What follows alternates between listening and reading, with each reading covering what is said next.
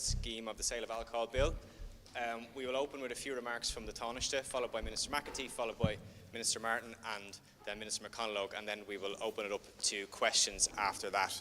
So when we come to questions, if you come through me, and we'll manage it that way. So Taoiseach.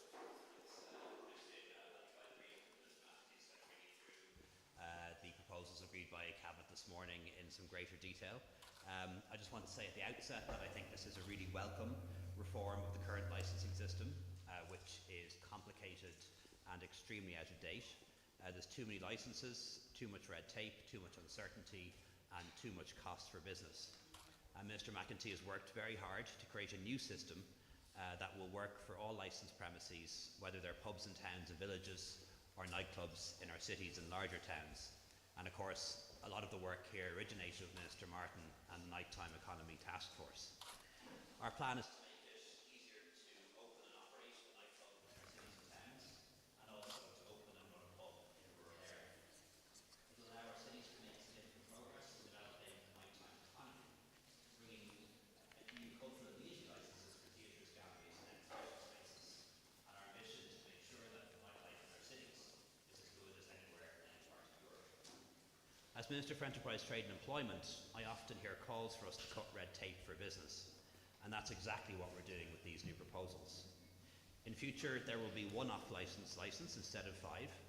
There will be one hotel license instead of 3, one producer's license instead of 5, and one wholesaler's license instead of 4.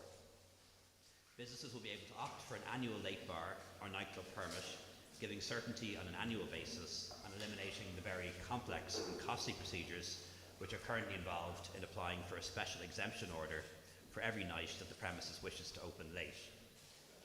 I know it's been a very difficult couple of years for business owners, particularly with the pandemic and now the cost of living crisis. And it also is difficult for people employed in these sectors. I've worked with them through many ups and downs, through the pandemic, through the Hospitality and Tourism Forum, which I jointly chair with Minister Martin.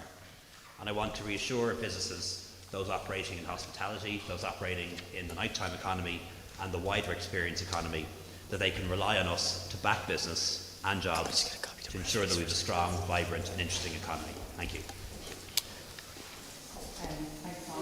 As the Taoiseach just outlined, I might speak for a little bit longer, but it's just to get into some of the detail. But I just want to welcome you all to the wonderful setting here in the Royal Hibernian Academy. It's, of course, first and foremost a beautiful gallery, but it is also a venue, and it's a place that over many years has held different events, different nights, showcasing everything from best Irish art, but also music, DJs, food, crafts and much more besides that. And I've been very lucky, I think as many have, to attend different nights here.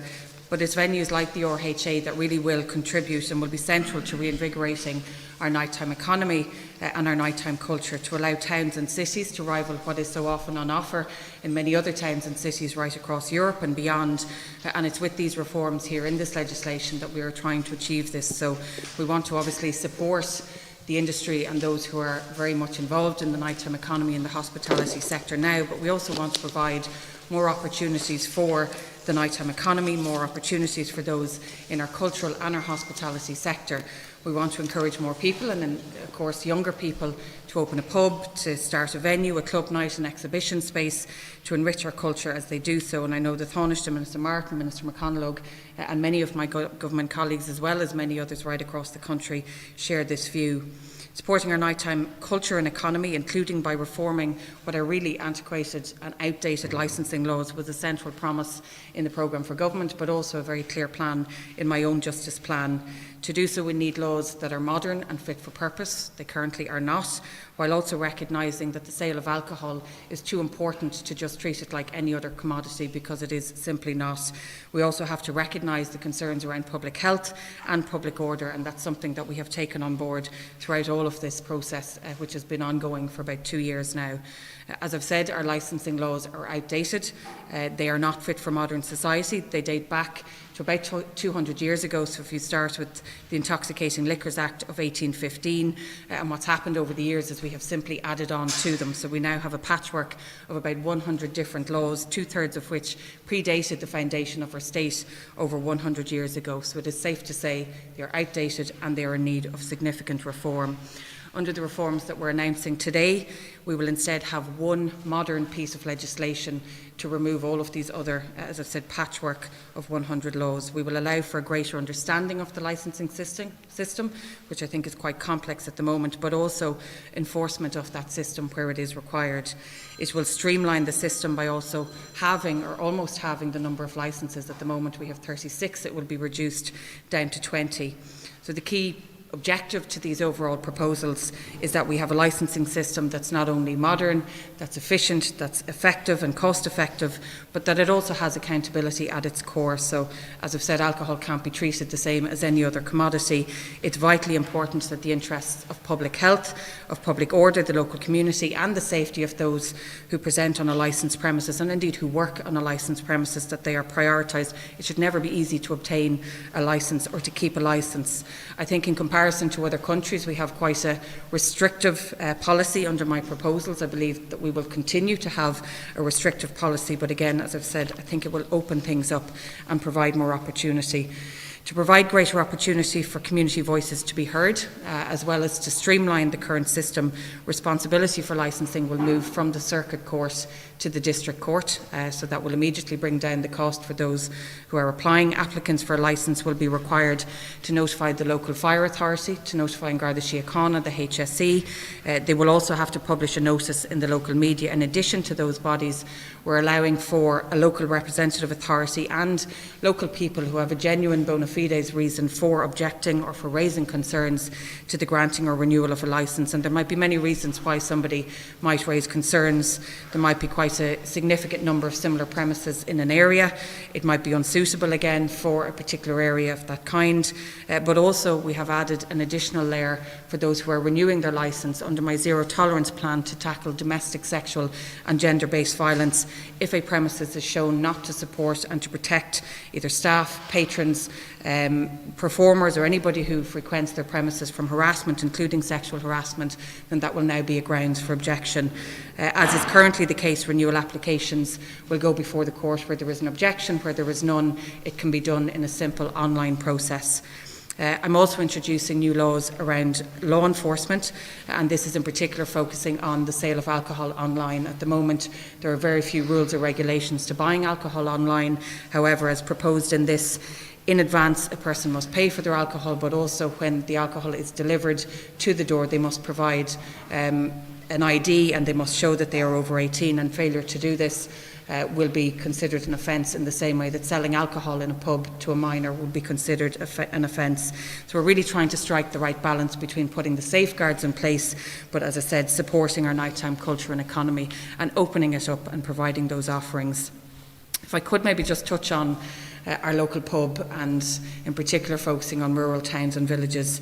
I think we could probably all agree that there's a very few cities or countries in the world that doesn't have an Irish pub, and I think it's probably the tradition and I suppose the historically known for its warmth and its welcome all over the world. We've built a reputation that it is at the centre of our communities for so many different reasons, and as someone who I won't say has grown up in a publican's family, but certainly we had a pub for many, many years, I've seen just how important it is to the cultural life in our country. I've worked behind the bar, I've seen the social outlet that it provides for many people. It's where people come together to chat, it's where community events, it's where people celebrate, it's also where people mourn as well, and I think it really is an institution worth protecting and that we should support our publicans, so many of whom have built up these businesses over many decades and many years through generations of the same family in some instances.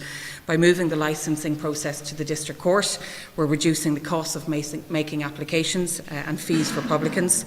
As part of the process of streamlining the licensing system generally, opening hours for licensing premises will be standardised, so it will be 10:30 till 12:30, 7 nights a week. The 7-day on licence will remain the foundation of the trade generally, and we'll also make changes which were introduced during the pandemic on a more permanent footing. So the outdoor spaces where people have been able to provide food and to serve alcohol, that will continue and that will become a permanent feature under this legislation.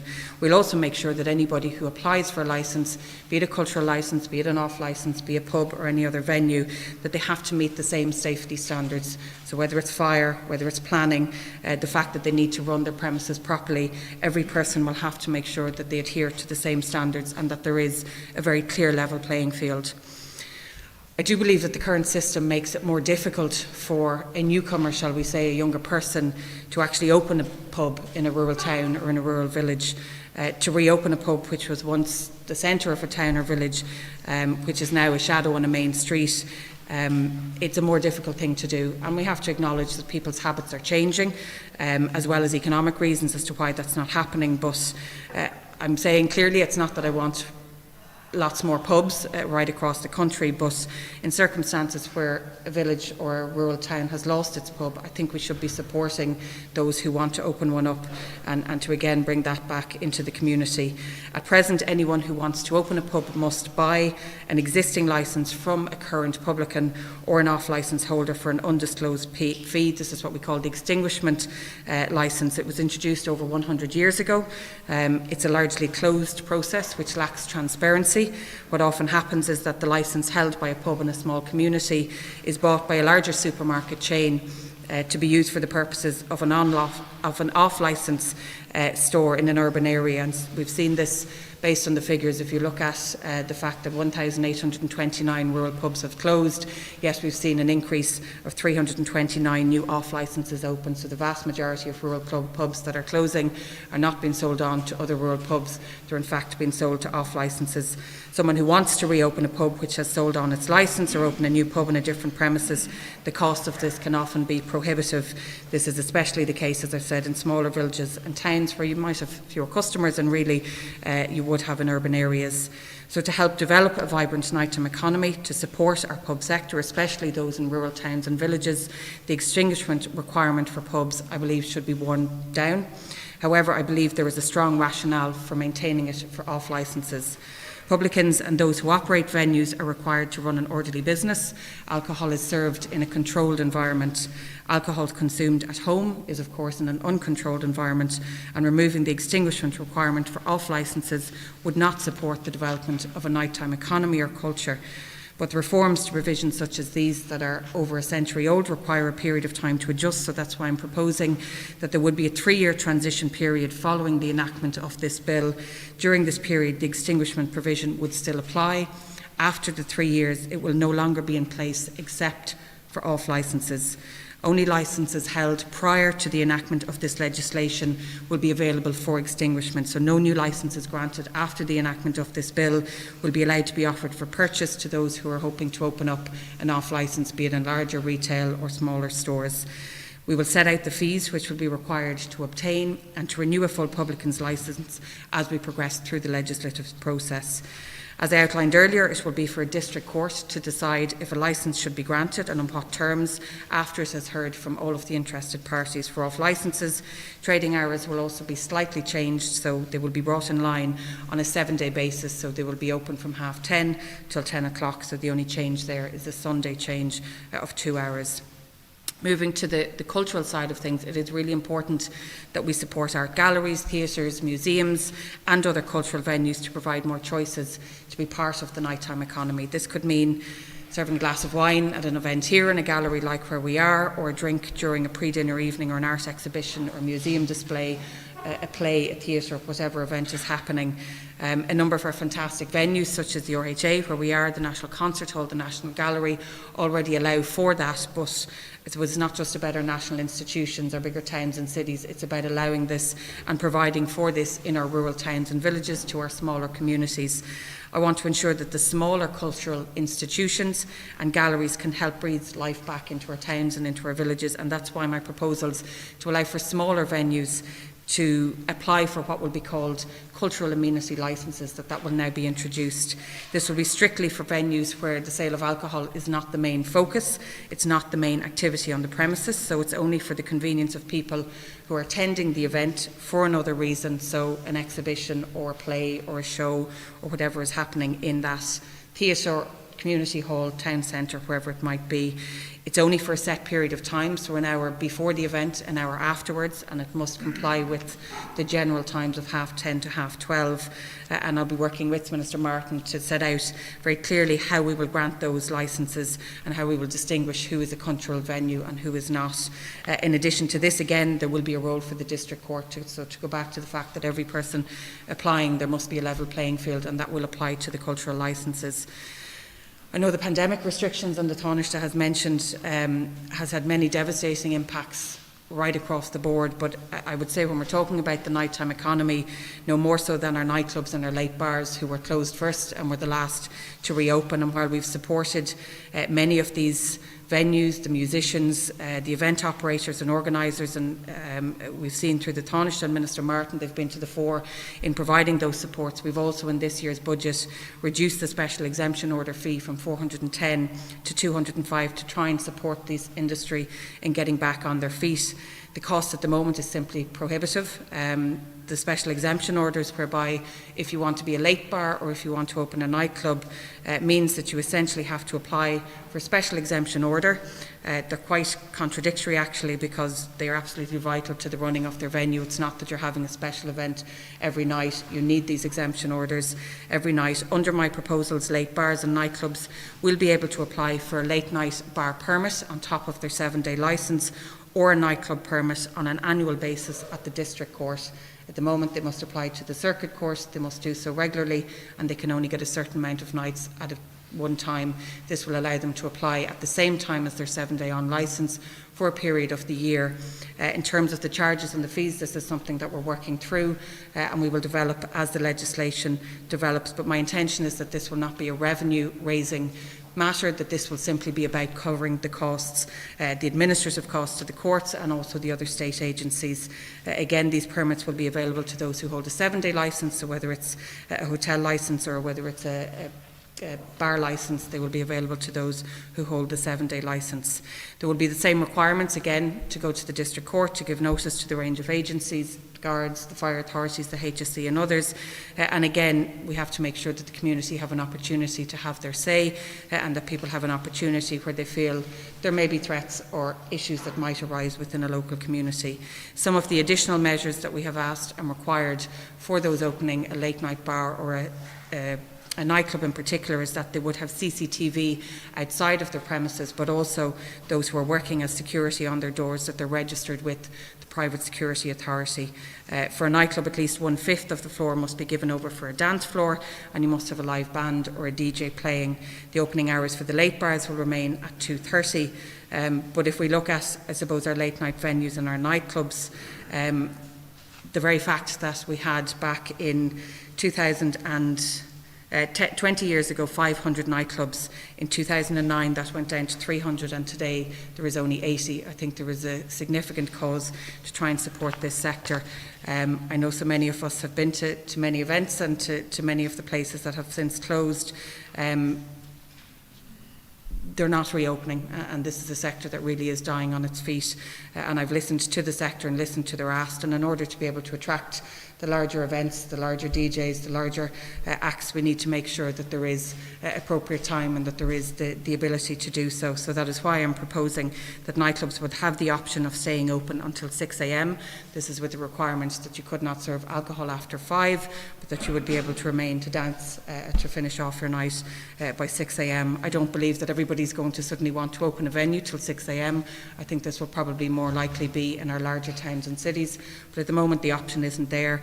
Our nightclubs are closing, and I think we need to be able to provide more options and more opportunities for people working in that space.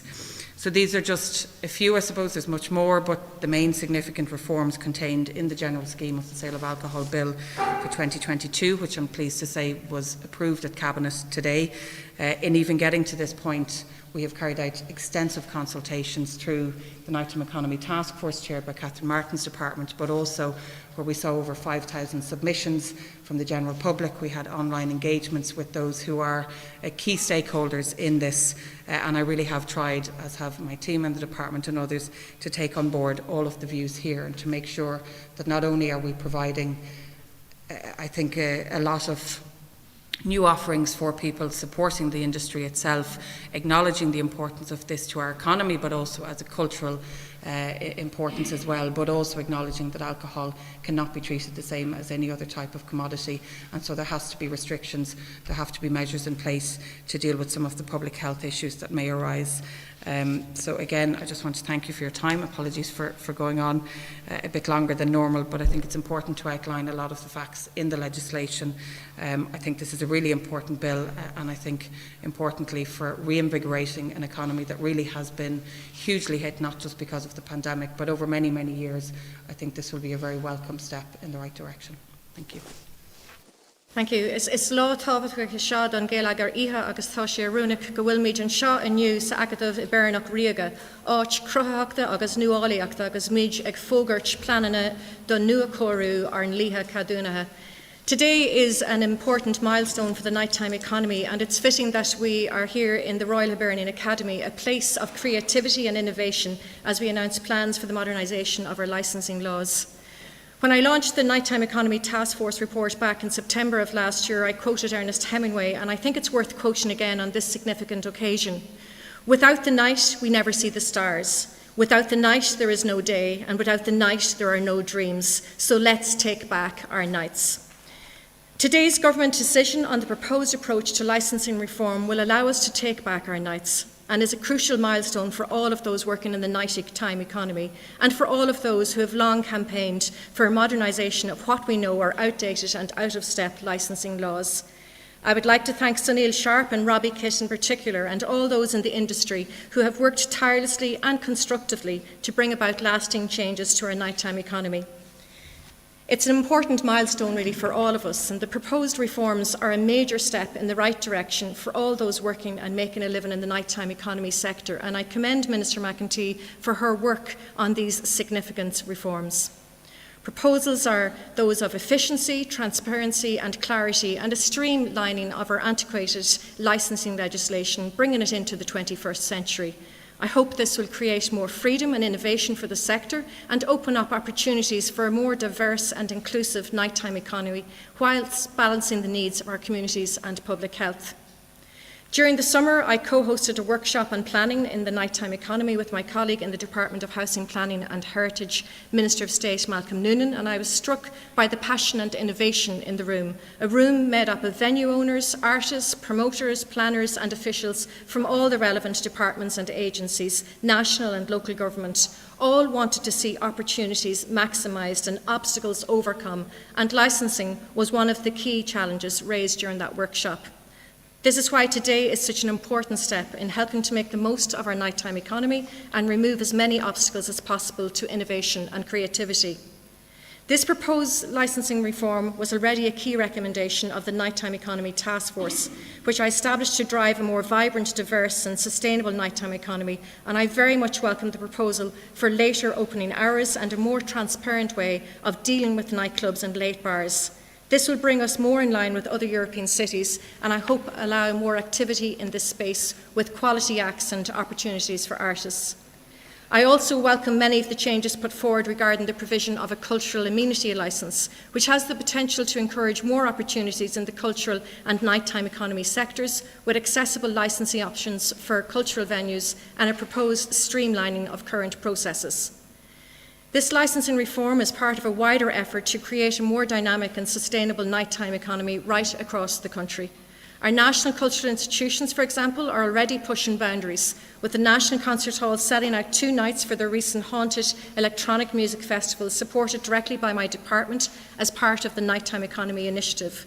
Likewise, IMA held a successful summer night series from May to September as part of this initiative. Both venues showed how they can open up our traditional spaces to new and exciting late-night events. The Nighttime Economy Support Scheme, which I opened during the summer, saw over 400 successful applications processed and well in excess of 2,000 events taking place right across the country in all different kinds of venues: nightclubs, late bars, pubs, clubs, cafes, galleries and shops, rehearsal spaces, museums. This shows that there is an appetite to get back out into our cities, towns and villages and enjoy our nightlife again. This is all part of the progress being made as a result of the work of the Nighttime Economy Task Force, and it is timely that I am now in a position to announce the locations of 9 new pilot towns and cities that will take part in the Nighttime Advisor pilot. These locations are Dublin, Cork, Galway, Limerick, Kilkenny, Drogheda, Sligo, Buncrana and Longford Town. These new pilot towns and cities will now recruit new nighttime economy advisors who will help drive and support the nighttime economy in their specific areas. They will work with businesses, communities, venues, residents and artists to create a more vibrant nightlife for all and bring vitality back to our city and town centres in a safe and sustainable way. And I would like to thank the County and City Management Association for their role in leading this process, and I look forward to getting the advisors in place and getting started.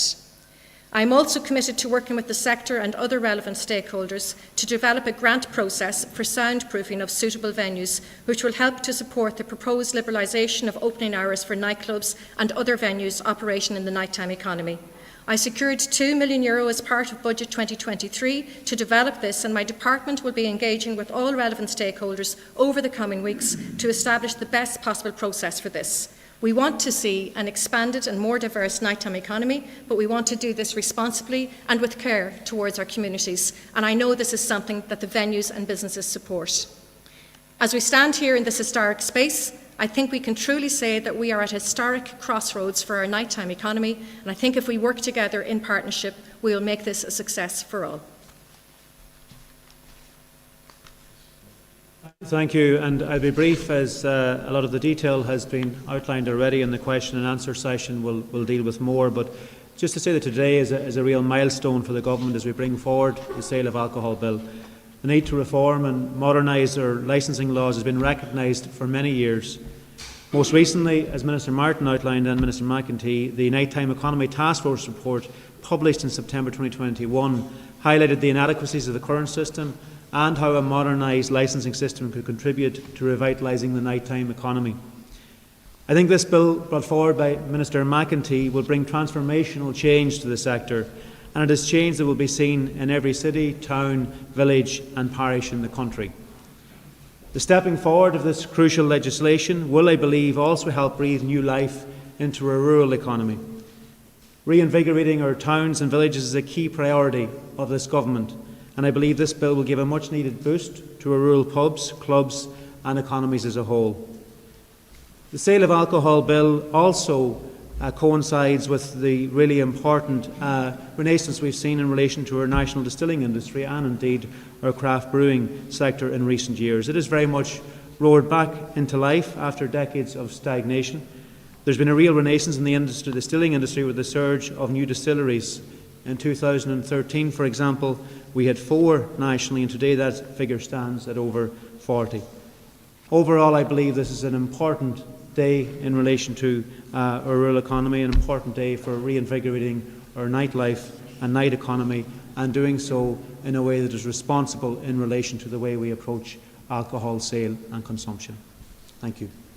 Thank you, Minister.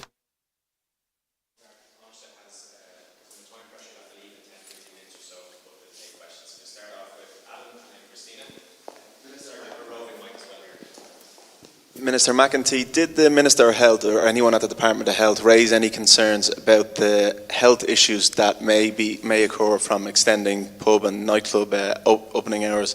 And Taoiseach, from your health background, have you any concerns about an increase in alcohol use in Ireland by extending pub opening hours? Engagement with the Department of Health, with the HSE, and obviously today discussed this with our colleague in the Department of Health.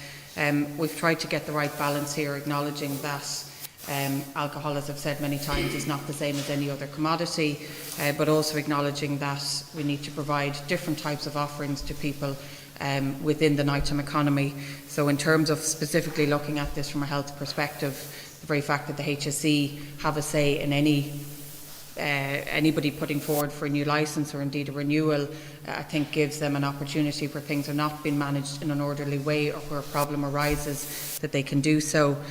We have retained a lot of the enforcement measures that An Garda Síochána would have been given during the COVID-19 pandemic. So again, where problems arise on a premises, where it's alcohol related or otherwise, that the Gardaí have the powers to issue a warning and to then seek an order from the district court to shut them down if they don't respond.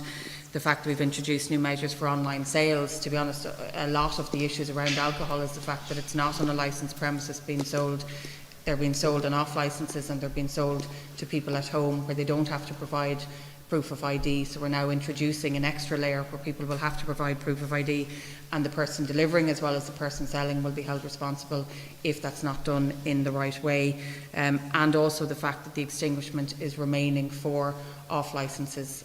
What we've seen over the years is a turning on its head of where people are actually drinking. So many years ago the vast majority of people drank in licensed premises.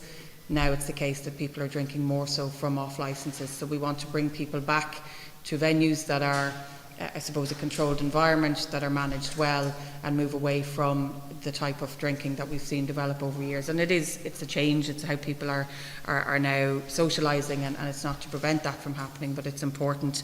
I think then as well the need to look at not just the health impacts but potentially around behaviours when people are drinking alcohol. One of the biggest things to come out of the engagement was that significant numbers of people coming out of venues at the same time actually create more problems, be it for the health services because of what ensues, potential antisocial behaviour, for the Gardaí, for public transport.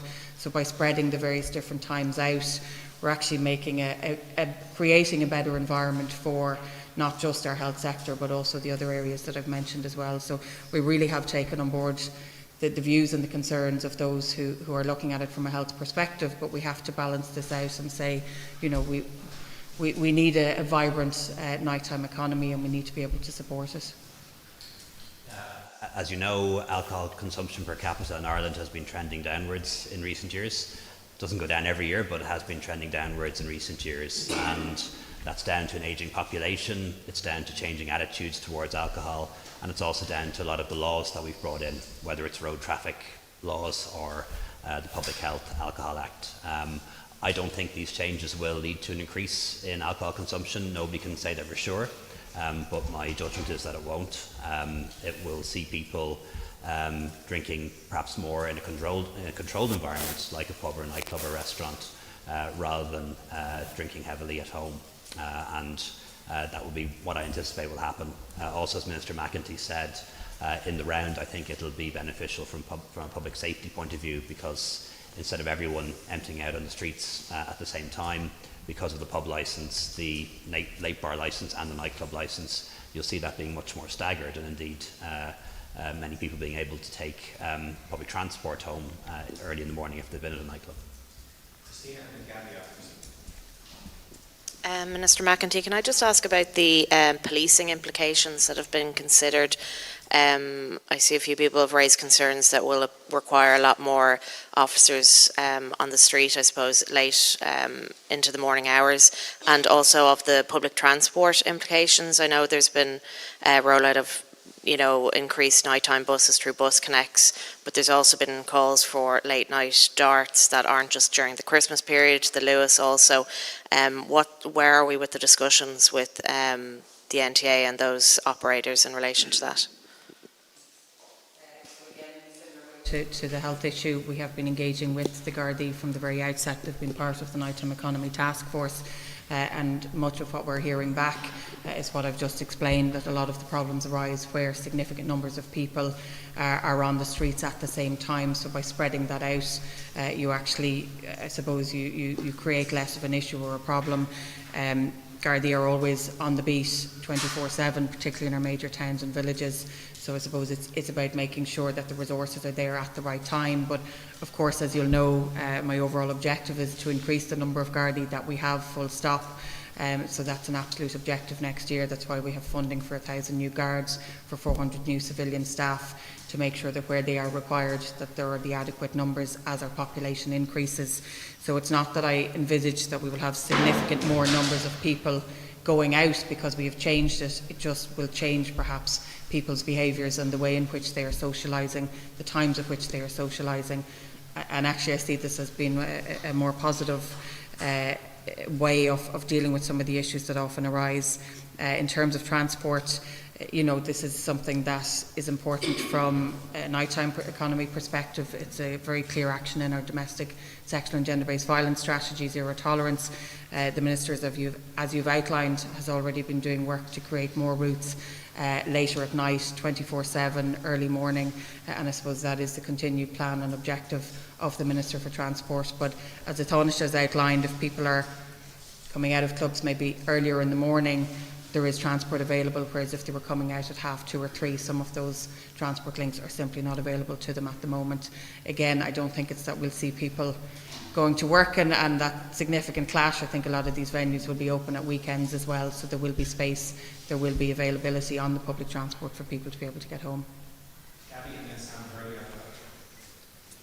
Just to pick up on a point that you made, Minister McEntee, and also the Taoiseach, you're saying that people might be drinking less at home and more so in these extended hours. Usually people drink at home because it's cheaper. And do you not worry that because we have the price of a pint now in some spots in Dublin is €8 maybe, is that not why these venues are closing, because it's so expensive? And just a question for also Minister McEntee and also Minister McConalogue, just on an issue of the day, was reported today that Fianna Fáil TD Eamon Cueve went to meet Jonathan Dowdall when he was in prison serving for waterboarding a man. What is your view on that? Do you think it's appropriate that Fianna Fáil TDs are going in to meet violent prisoners, and just your comment on that, I suppose? In terms of, I suppose, your first question, people drinking less, I think habits have just changed, and I think we don't have offerings for younger people. So again, to the very fact that we had 500 nightclubs only 20 years ago, and now we think, because we don't have the exact figures, there are only 80, so there are not venues available for people to go to for younger people. So, I don't anticipate that young people will suddenly stop having pre-drinks or drinking at home prior to going out. But I think the more different types of events, be it in a bar, a nightclub, or a cultural event that we offer people, the more likely they are to be able to go out and to enjoy, I suppose, a different type of experience. In terms of the last point, I know Eamon Cueve obviously has been doing a huge amount of work engaging with prisoners over many years. I don't know the context of the visit that you've mentioned, so it's very hard to respond to, but I know obviously he has been engaging to try and bring about positive results in a number of different areas, particularly around subversive prisoners over the last number of years. But again, without knowing the context of this particular visit, it's hard to comment. Same point as Minister McEntee says, Deputy O'Quee would have a long-standing record of engaging with Republican prisoners, but I think, as he said himself, I heard it commented on this morning, that had he known the background and the situation in relation to Mr Dowdall, he wouldn't have visited him. And that's the comment that I heard this morning, reported from Deputy O'Quee himself. Do you think it's appropriate that TDs go into meeting prisoners? Well, I think where people can be helpful, and if something can be of help, yes. But I think in this particular instance, Deputy O'Quee himself has said that had he known the context in relation to that particular individual, that he wouldn't have been visiting. And then Sean. Could I just ask the Taoiseach about the elevation of Rishi Sunak today to be the British Prime Minister? What does that mean for Ireland's hopes of resolving the issues around the Northern Irish Protocol? And do you expect that the new Prime Minister will postpone the calling of an election in Northern Ireland before Christmas? Well, first of all, just really want to congratulate Rishi Sunak on his election as Prime Minister. A very proud day for him, and I know he's worked very hard to achieve high office. And as a government, we're extremely keen to work with the new Prime Minister and the new administration, both on Northern Ireland, but also on getting to a resolution on the protocol. I think it would be a fact to say that Mr Sunak was an early supporter of Brexit, supported it when Liz Truss and Theresa May did not, for example. So we need to be realistic about that he was an early supporter of Brexit. But I think he has demonstrated during his period as Chancellor that he's a real understanding of the economy, how it works, of international trade, and a real concern for business and jobs. And I think he's probably demonstrated a lot of pragmatism and less of the magical thinking that perhaps we've seen from some British politicians, and I think that is encouraging. But it's early days yet, and we'll be very keen to engage with him and the new administration as soon as that's possible. They need some time, obviously, to find their feet and appoint a cabinet and so on, and appoint other ministers, but we look forward to that engagement in the very near future. In relation to the Northern Ireland elections, I just can't predict what's going to happen there. That'll be a matter for the Secretary of State to decide on Friday, and we don't even know at this stage who the Secretary of State will be. Minister McEntee, I suppose two questions. One, when do you expect the bill to pass so that all this would actually come into effect? And secondly, on nightclubs, why not go further? Take Back the Night have said this morning they would like to see like what's in operation in Berlin, for example, where they go till 9 a.m. or 10 a.m. So where did that factor in? Why did you pick 6 a.m. as a specific time? And then Taoiseach, in relation to Ukraine, obviously you had the Cabinet Subcommittee last night. So two questions. Do you have a number or an idea of how many accommodation places the government can secure in the coming weeks? And when it comes to paying for food, I suppose, how do you morally justify not continuing that, particularly when some of these refugees are living in hotels where they don't have the facilities to cook? Bill, I had hoped that we would have enacted by the end of the year, but as I've outlined, it's quite a lengthy and complex bill, over 500 pages. There's been significant engagement, and it's really important that we get this right. So, having approved it at Cabinet today, it will immediately go to the Justice Committee for pre-legislative scrutiny. That will take a matter of weeks, and once it comes back, the bill will be drafted, and obviously we will enact it through the Houses. My hope is that it would be enacted by next summer to be able to allow venues, whether it's nightclubs or pubs or others, to be able to avail of these changes as soon as possible, really is my intention here, but acknowledging that there's a lot of elements to it, and it's important that we get it right. In terms of the closing time, I suppose let's start at 6 maybe, but I think it's important that we have a balance here, and I think it's important that we have we take into account some of the public health concerns that have been raised around opening hours, at the same time acknowledging for some of these larger venues, in order to attract the bigger DJs, the bigger artists, closing at 2:30, it simply doesn't work. So you need to have a premises, you need to have an appropriate setting, and you need to have an appropriate timeline to be able to bring these acts that would have come to Ireland many, many years ago, but are simply not, because the environment is not there. So I think 6 is an appropriate balance, and that's obviously what we've tried to reach here.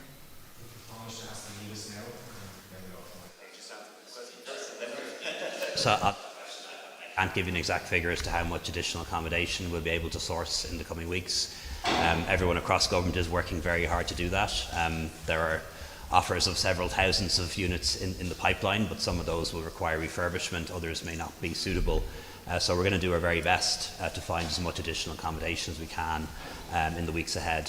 But at the moment we have in the region of 1,500 to 2,000 Ukrainians and people from other parts of the world arriving every week as asylum seekers or as beneficiaries of temporary protection. So that is a very large number. We're not in a very different boat to other European countries. If you look at the league table, if you like, we're only in 10th place out of 27 countries in terms of the number of Ukrainians we've accepted per capita. So everyone is struggling with the exact same issues. Talked to my colleagues in Brussels last Thursday. There aren't many countries in Europe that have a low to spare accommodation for hundreds of thousands or millions of refugees. But we will do our best. We're not going to turn anyone away. But it is a very difficult situation, and we need to be honest with people about that, that this is likely to get worse before it gets better. The war in Ukraine is escalating. There are people who I'd be in contact with in Ukraine at the moment who are cutting down trees and cutting up wooden furniture so that they have fuel for the winter if the power's off, because Putin is targeting the power stations and the water networks, and he is using refugees as a weapon of war.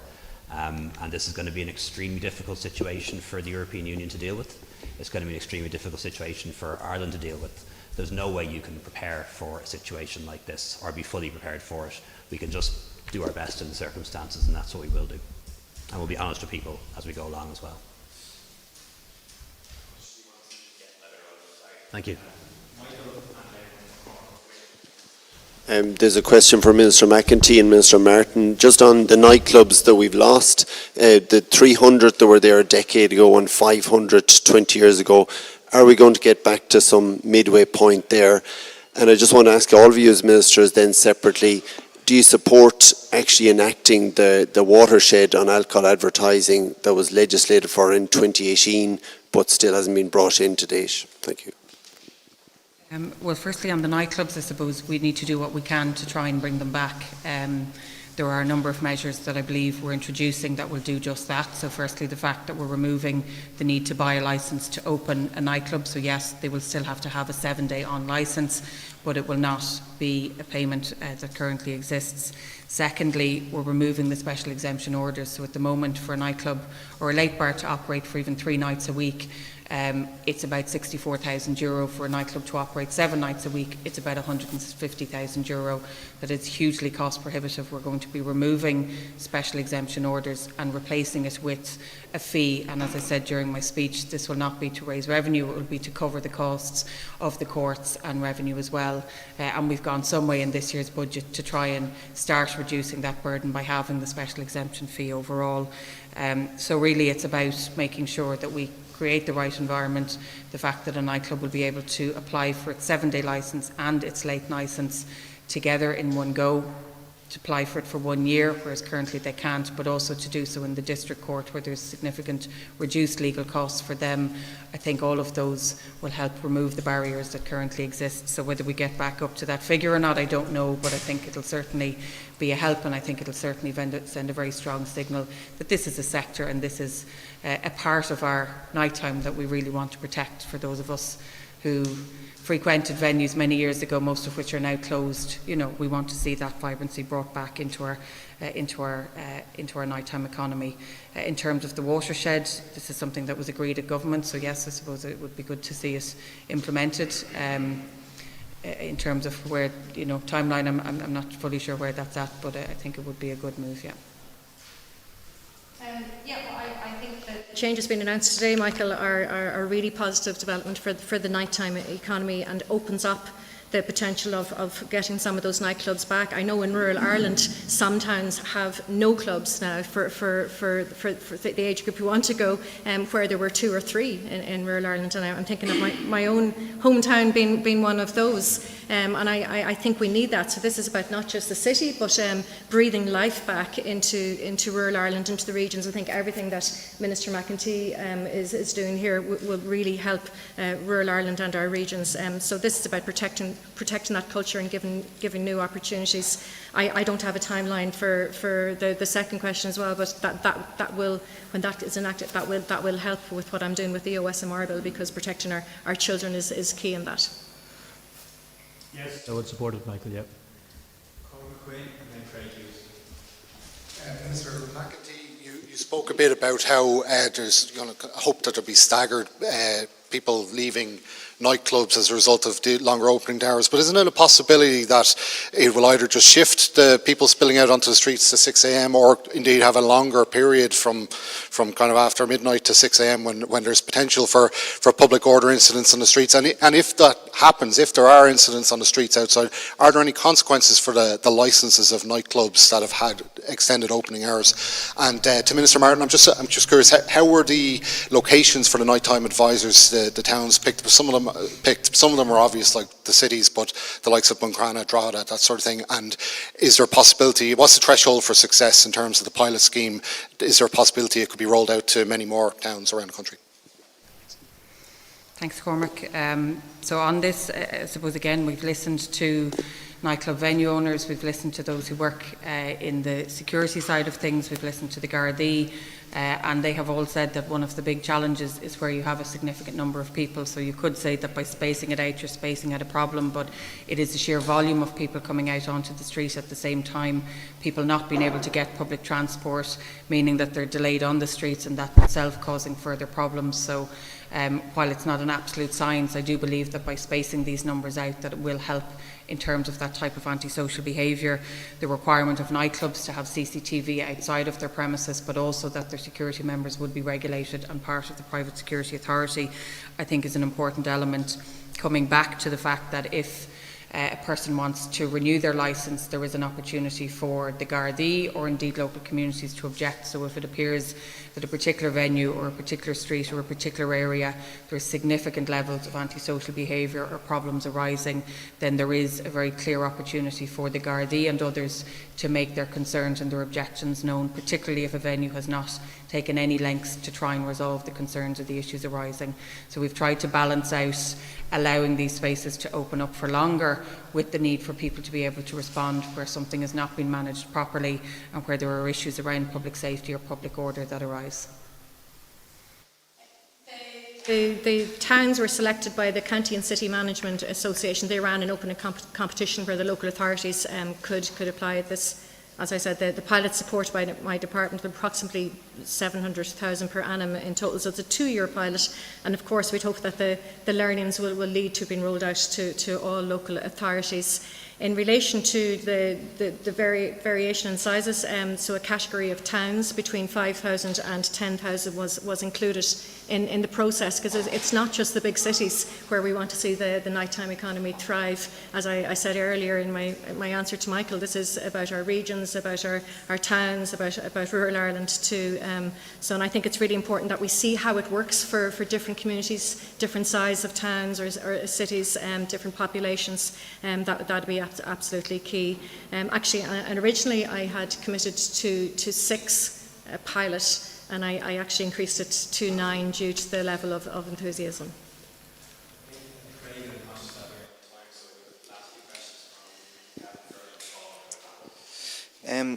Minister McEntee, why are the court systems still being involved in the licensing? Did you have any consideration to removing that, given the courts are already quite busy?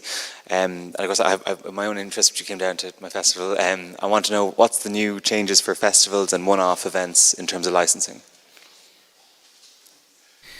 So the way I would see this is a 2-step process. So I know there had been previously discussions around the establishment of an agency to monitor this and to manage it, but I believe given the significance and the size of this bill, this would only delay what are really important imminent changes that are needed now.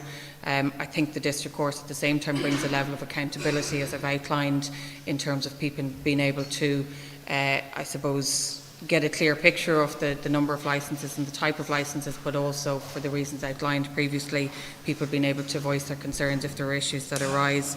But I do see this perhaps being a first step in this process, and I think the changes that we're talking about here are the changes that are paramount and that are absolutely necessary at this moment in time.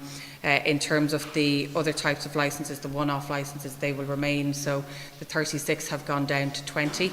Of those, 7 are a pub licence, hotel licence, restaurant. We have an off licence, we have a producer licence, a wholesaler licence and a producer retail.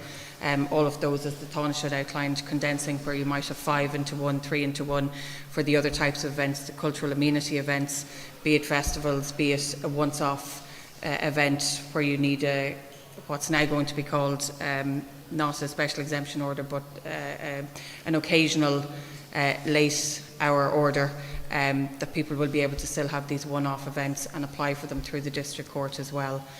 So we have allowed, where current things are working well and where licences are currently working well, to continue, but where we needed to consolidate and make it clearer and more streamlined for people, we're doing that.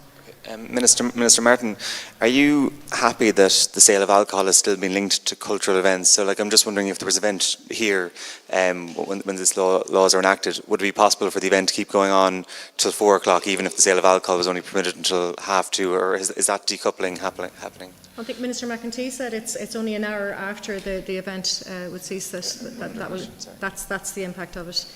But just to say as well that the pilot scheme that I did over the summer, those 2,000 events, some of those were in cafes and shops as well. So the nighttime economy, as I said at the original launch last September, embraces all. What Minister McEntee is doing right now is in regards to one specific recommendation of the Nighttime Economy Task Force.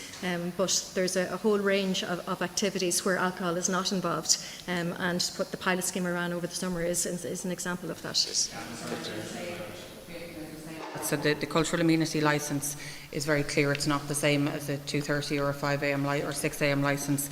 It is within the hours of 10:30 till 12:30, so the 7-day base licence. But if an event finishes at 7, then it's required that alcohol would stop being served after 7. If it's the case that somebody starts to abuse this, that they have a cultural licence which would be for a full year, but they're selling alcohol in the same way as a pub, then obviously this can be objected to, and there'll be, a district court will decide that they're not fulfilling those requirements.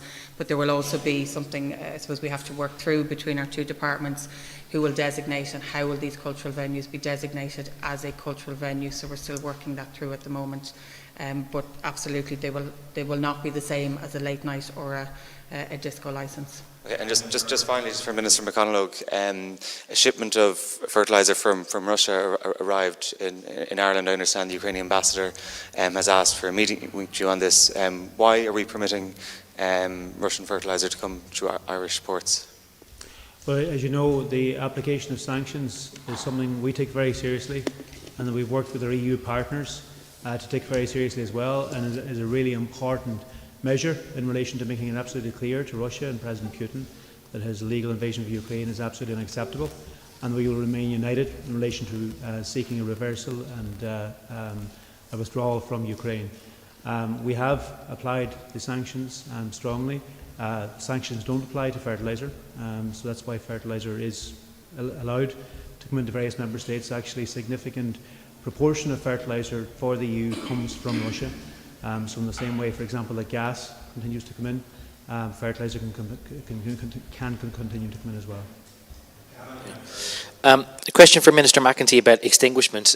There was mention earlier of how pints in Dublin can often cost around €8, and one of the reasons that operators give for prices being that high is the cost of acquiring a licence from somebody else, and therefore their start-up costs are quite significant.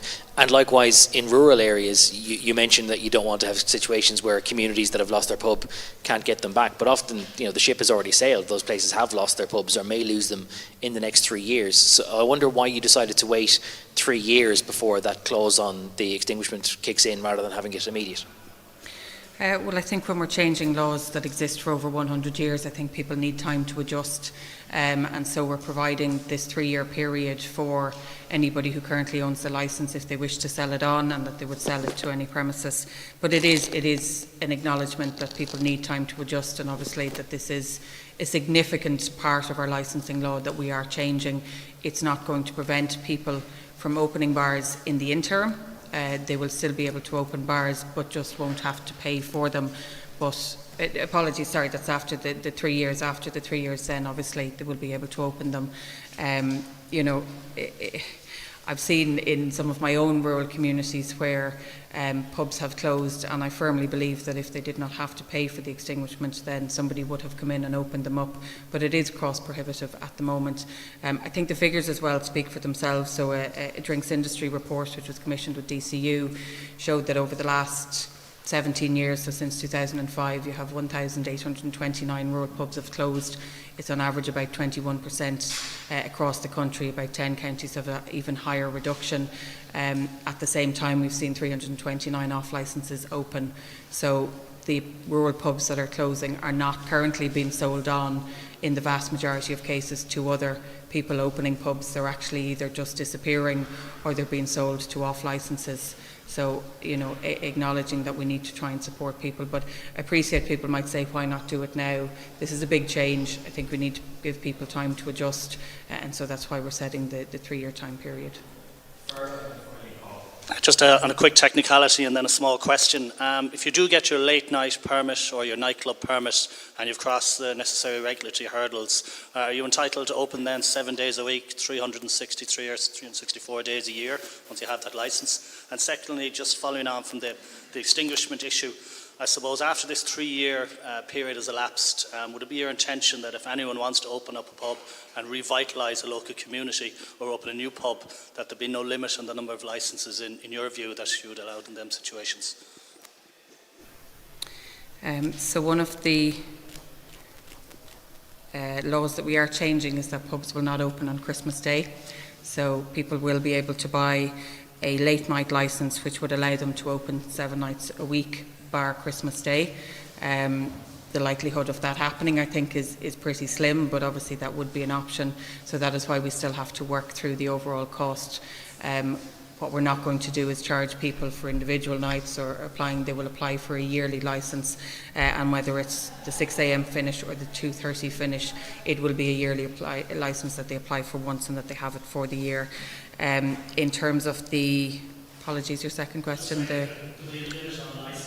so we're not putting any limit on them, but what we are allowing is the courts to decide, and one of the grounds for objection could be that there is too high a concentration of pubs, nightclubs, late bars, cultural venues, although again, it's hard to see that happening, but that there would be too high a concentration, and that would be a reason for objections. Minister McEntee, in Galway or in Mayo on Friday, one of your party colleagues, Councillor Tom Connolly, brought forward a motion which called for an objection to the building of modular houses for Ukrainian refugees. He said that people are fed up with Ukrainians getting preferential treatment over Irish homeless people. What would you say to that to that comment? And Minister McConalogue, similarly, your party colleague Liam Blaney said that Donegal was saturated with Ukrainian refugees. What would you say to that comment? I think Irish people have been hugely welcoming. I think the very fact, and I would touch on the Taoiseach's comments earlier, the very fact that we have welcomed over 60,000 Ukrainians and over 10,000 international protection applicants since the beginning of this year shows people's generosity and how much they are willing to support people who are fleeing what is an unimaginable situation for many of us. The vast majority of people that I speak to want us to continue to provide that support, but obviously we have to be clear in saying we are under pressure. We obviously have to find new ways in which we can support people, in which we can develop rapid bills or faster accommodation, not just for Ukrainians and international protection applicants, but also for our own citizens at home. So I don't think we should be separating out or distinguishing people who need accommodation. I think it's important that our overall focus is making sure that we have as much accommodation on stream to be able to respond to the need that's there. But it's going to be a challenge. It does not look like numbers are going to decrease. In fact, if anything, and given the response of Putin over the last few days and weeks, we potentially will see an even greater increase in need of our support. But that's the case right across Europe. It's the case right across all member states, and as I've said, the vast majority of people that I speak to are hugely supportive of us providing that support. I think Irish people across the country have been very welcoming, and indeed no more so than in Donegal. And I think that's the Councillor Blaney very much recognised that as well, and that he does welcome. What he pointed out is the importance of actually assessing the capacity of the resources to manage in any one area. And I think it's important that that approach is taken, and I think that is the approach that Minister O'Gorman is taking as well.